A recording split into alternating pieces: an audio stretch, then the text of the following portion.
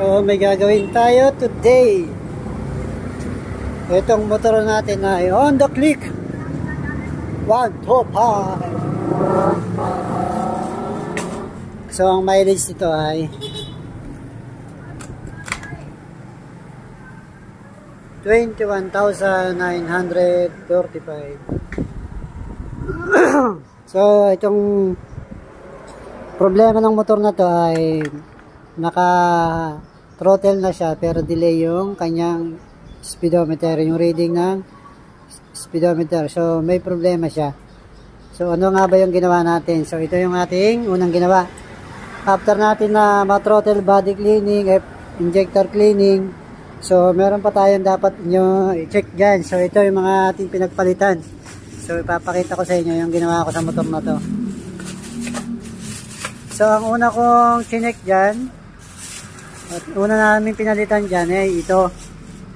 So kung makikita nyo yung air filter dyan, napakadumi na. So yan, back hanggang sa likod madumi na. So kapag madumi yung ating air filter, diretso yan sa ating throttle body saka sa injector siya.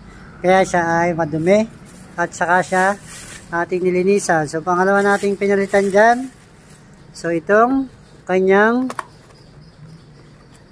TPS. So yan, TPS. So delay yung kanyang arangkada. Yan. Yan. Yung iba nilalagyan ng kalang yan, pero ako palit na rin tayo. So aftermarket na lang yung ating nilagay niyan, yung kulay pula. Yan, yan. Kung makikita nyo yung kulay pula na yan. Yan. Yan po yung TPS. So yung ISE hindi na natin pinalitan. So yung TPS, yan, pinakalas natin pinalitan dyan. Yung kanyang fuel filter. So marami tayong pinalitan kasi nasa 21,900 na yung kanyang natatakbo. Yan. So talagang palitan na. So nagsimula yan dito sa ating air filter. So napabayaan.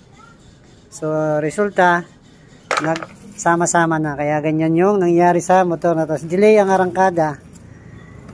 Tapos humahagok-hagok pa siya. So yan yung kanyang problema. So nagastusan si sir. Kaya lang edi okay na yung kanyang motor ngayon. Yan. Souvenir na lang ito.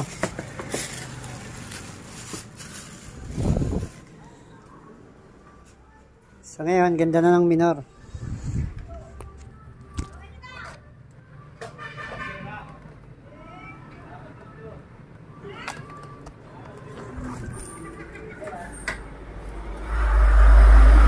Hoy!